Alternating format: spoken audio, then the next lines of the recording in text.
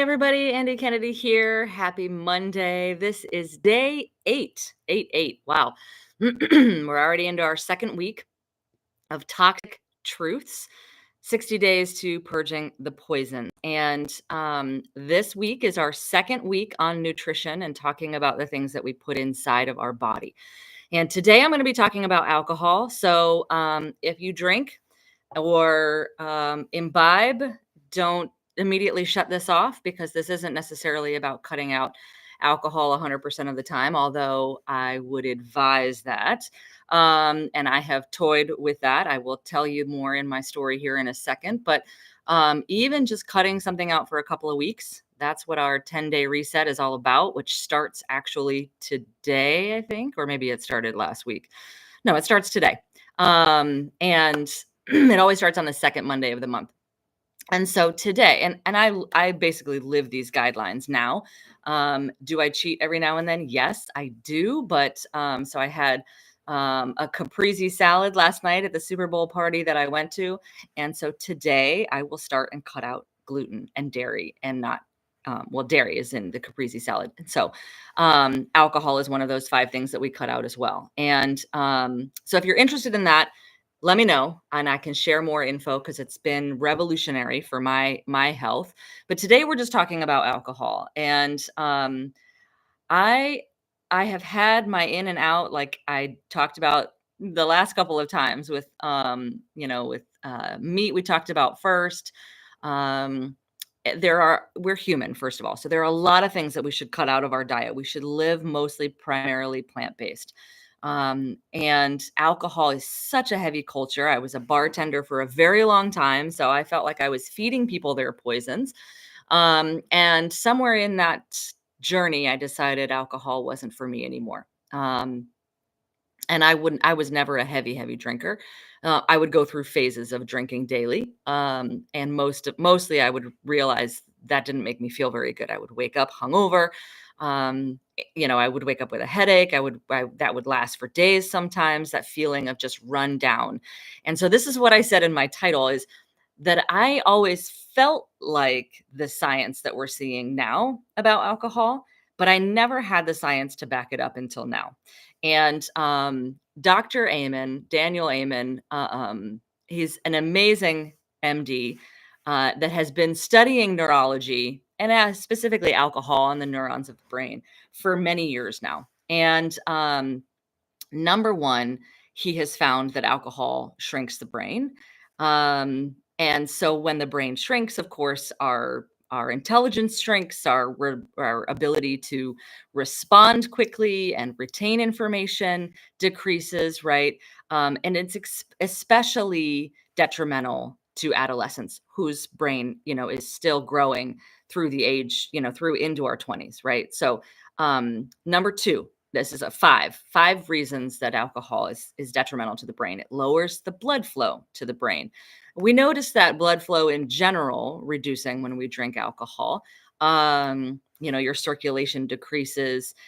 It's especially hard for people who are depressed, because then it's going to continue to make that worse.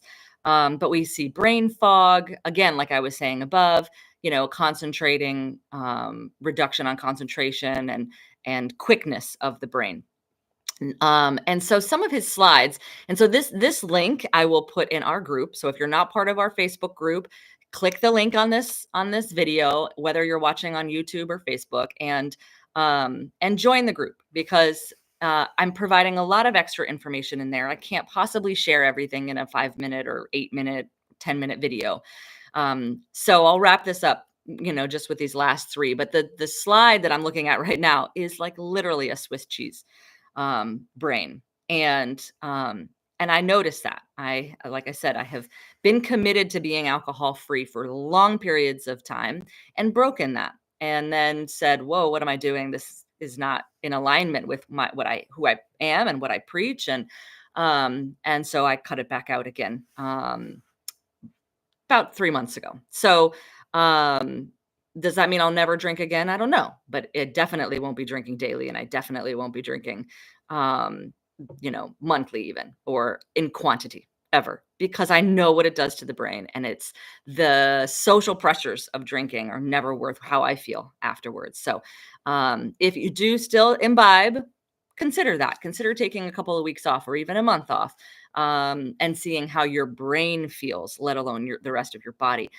It causes, number three, it causes atrophy in the hippocampus. So even just drinking 1 to 2 glasses of wine per day, which a lot of people feel like is good for you because of the antioxidants in there. And, wine is different depending on the region that you're in. Um, Table wine in Italy, for instance, that I drank with my family, because they make their own wine and you feel like you can't say no, is completely different from the wine that we get here in the United States. I did not wake up feeling hungover. I did not wake up with the mucus in my sinuses or the headache in my brain.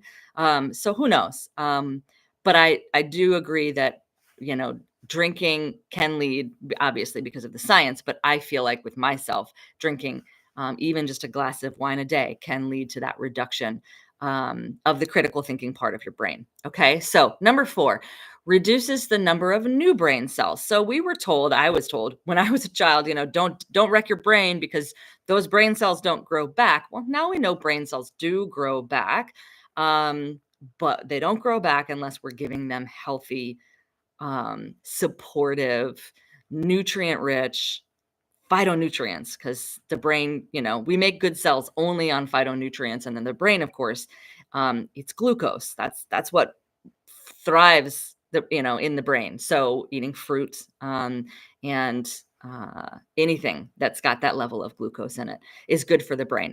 And then last and most important, I feel like, especially for my parents' generation and the generation, at my generation as we are aging, that number five, alcohol increases the risk of dementia. These are scientific results. So I'm not making this up. I will put this link in the Facebook group. Like I said, this is from Dr. Amon's clinics. I love that he has given us actual science behind this, because this is important. And I do see that in my parents' generation, more and more of their friends are having that increase in cognitive ability and retention. So dementia is obviously in that category, and so drinkers have a 57% higher risk of dementia. So I think that's important. I don't know if you do, but I do, and so that's why I share. And I'm using this as our 8th day of toxic truths. And the toxic truth is that alcohol, or at least a glass of wine a day, is good for you. We know from the science now that it is not. So I may not be in good standing with some of my friends after watching this video today, but I hope this information is helpful. This is part of our 60-day challenge. It's also a lot of this stuff is part of our 10-day reset.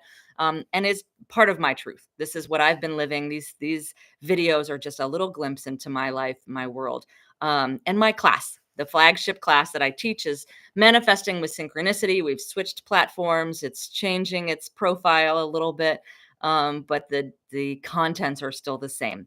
9 insights to improving your life. So thanks for watching, everybody, and stay tuned. We've got still another all 52 days of toxic truths coming your way.